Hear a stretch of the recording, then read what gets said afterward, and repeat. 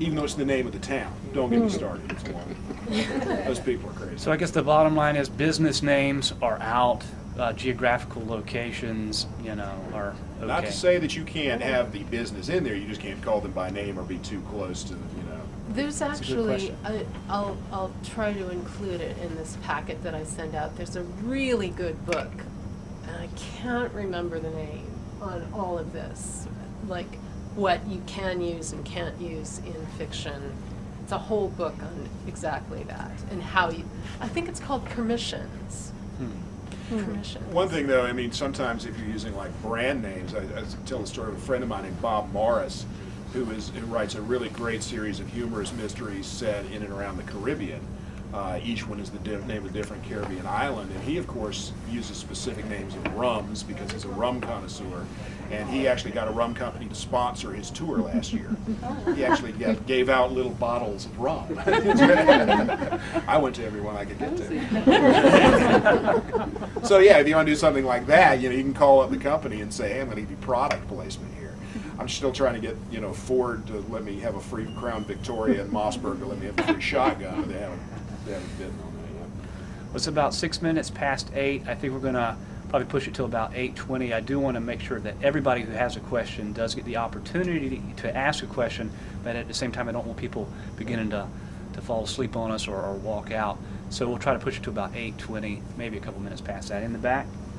I was going to ask you, how do you name your characters? Is it something, do you have an idea of, I'm assuming you have an idea of what they're going to be like. Maybe not a total concept of what they're going to be like when you start. Do you name them at the start? Do you name them in the middle? Do you change names sometimes? Oh, a lot. Sometimes the name is there from the beginning, and sometimes, like, I'm struggling with the name of my main character right now. But you just have to kind of let it sit until they'll tell you when they have a name. I mean, they really will. You'll know what the name is. And until you have that moment of certainty, you really don't have the name. But yeah, they will. But unfortunately, I use the names of people I know all the time. I'm going to get sued. But sometimes I just forget to change. Well, actually, that happened to me. There's a scene in Safe and Sound where a group of FBI agents is sort of closing in on this guy, and I just needed names, and I just looked over at my bookshelf, and so we have FBI agents named Rankin and Garrettson and Starr, from Jason Starr, and Swarzynski from my friend Dwayne Swarzynski. Some of these people are friends of mine, and they have not yet complained about the horrible things that happened to them in this book, but someday, Tess Gerritsen thought it was pretty funny, though. In my 9th novel, which is yet unpublished, it's about a novelist who is actually writing a novel, and I couldn't write that without a sense of irony. And the novel that he's writing, the protagonist in it,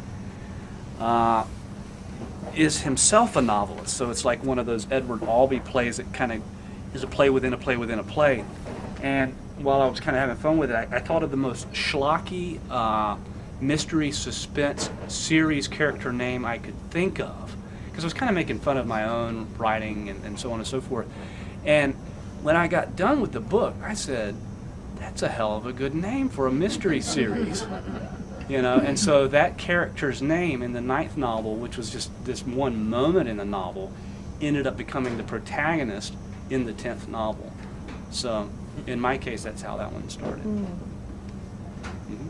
You mentioned your California agent, and of course Scott's in New York City. Is there a difference now between New York City-based agents versus out further? Most of your book agents, for novels and things like that, tend to be centered in New York because that's where most of the